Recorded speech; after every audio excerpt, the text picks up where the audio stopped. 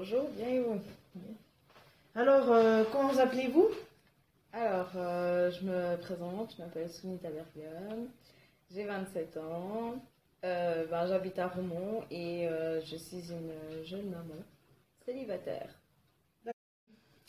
Alors, aujourd'hui, je vais vous parler un peu de mon histoire, de mon enfance, de comment je suis arrivée en Suisse, comment était ma vie dans mon pays avant que j'arrive dans ce pays un peu glacial, on va dire ça comme ça. Et par toutes les épreuves que j'ai passées, quoi. Ok. Témoignez votre histoire aujourd'hui.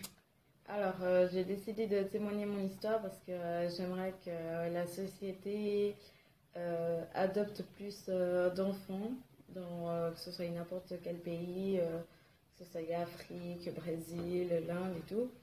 Que les gens prennent conscience que il n'y a pas que leurs enfants à eux qui existent, il y a aussi d'autres enfants qui ont encore plus besoin d'aide que leurs propres enfants en fait.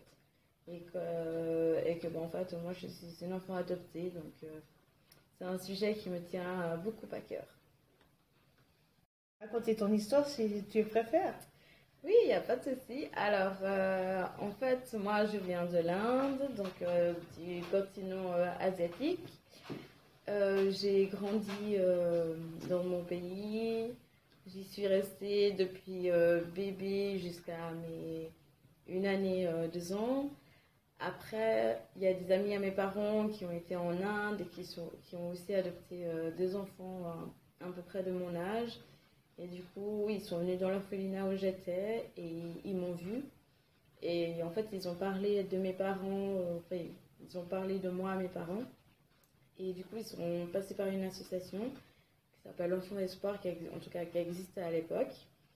Et ils ont fait cette démarche d'adoption qui a quand même duré, je pense, 2 ans. Donc j'ai quand même dû attendre 2 ans avant d'arriver dans ce pays.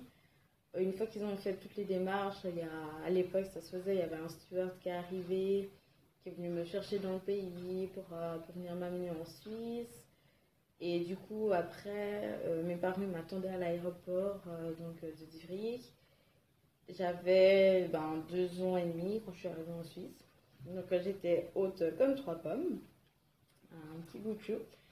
Et du coup, en fait, depuis, j'ai grandi dans cette famille qui avait déjà 3 enfants, mais biologiques.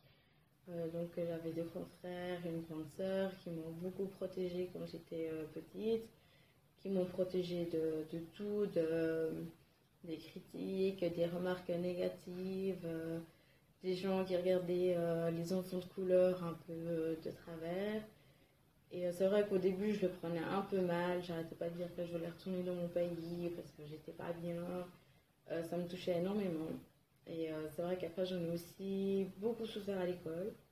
On me donnait plein de noms pas très gentils, voire cruels, parce que les enfants à cet âge, ils sont pas forcément très gentils entre eux. Et du coup, je me suis beaucoup renfermée sur ça. Puis je pensais aussi à mes parents que j'ai pas connus. Et j'étais là, mais qu'est-ce que je fais? Est-ce que j'essaie quand même de faire des recherches ou j'en fais pas? Et je sais que mes parents, ils sont là pour m'aider, mes parents actuels. Ils m'ont dit, mais si tu veux faire des recherches sur tes parents, il n'y a aucun problème. On va venir t'aider, on va faire en sorte pour que tu puisses les trouver. Et du coup, au final, j'ai un petit peu abandonné ce côté-là. Et plus je grandissais, plus je me disais, mais en fait, les critiques que tu reçois, tu les prends comme, comment dire, comme des choses positives, en fait. C'est ce qui m'a permis de grandir mentalement, en tout cas à l'intérieur de moi. Puis à chaque fois qu'on me faisait une remarque, j'étais là, ouais, je suis peut-être différente, mais je suis un être humain comme vous, donc je vois pas pourquoi vous vous acharnez sur moi à me dire des méchancetés, alors que ça sert à rien du tout. Et ça a été pendant ma petite période, depuis, je dirais, la deuxième primaire jusqu'à à peu près la cinquième. La sixième, ça allait parce que j'étais pas la seule de la classe à être une enfant de couleur. Après, au CO, c'était de nouveau sur le tapis. Et c'est vrai que là, j'ai fait un peu plus de peine parce que je me disais, mais attends, c'est des adolescents, puis c'est des adolescents qui me disent ça, ça me touchait beaucoup plus. Et du coup, je me suis un peu révoltée et j'ai vu que ça les faisait marrer, donc du coup j'ai tout de suite arrêté. Et en fait, ben, après je suis passée au-dessus de ça. Et puis là maintenant ça fait 25 ans que je suis en Suisse et franchement je suis super contente d'être en Suisse. J'ai passé par beaucoup d'étapes, même dans ma vie privée c'était très difficile parce que j'ai pas forcément eu une vie privée, enfin une vie amoureuse comme les contes de fées, hein. En tout cas à l'époque. J'ai subi pas mal, en tout cas sur une période de ma vie, j'ai subi des choses juste horribles, enfin j'ai vécu l'enfer. Avec, ben, à l'époque c'était le futur père de mon fils que j'ai actuellement, qui était violent avec moi, donc qui était violent verbalement et physiquement. Et c'est vrai que moi j'avais jamais eu ça dans mes autres relations amoureuses et puis ouais, c'était un peu difficile de le quitter parce que à chaque fois que je voulais le quitter, il revenait et puis il me menaçait, puis je savais pas comment me défendre. Et une fois que j'ai eu mon fils, j'ai eu le courage, je sais pas comment, de lui dire, non écoute, c'est terminé entre toi et moi parce que moi je veux pas que mon fils il grandisse avec un père violent. Donc du coup je l'ai quitté. Apparemment ça m'aurait fait de la peine, mais j'ai des doutes. Et du coup là, ben, j'ai refait ma vie avec un autre homme et je suis super contente. Franchement, je pense que je suis la plus heureuse. Là, je peux dire que je vis un conte de fées parce qu'il est juste merveilleux. Et j'ai aussi un fils qui est juste adorable, même si je ne le vois pas très souvent parce qu'il est chez sa grand-mère, il vit avec sa grand-mère. Mais en tout cas, quand je le vois, c'est juste mon petit moment magique à moi.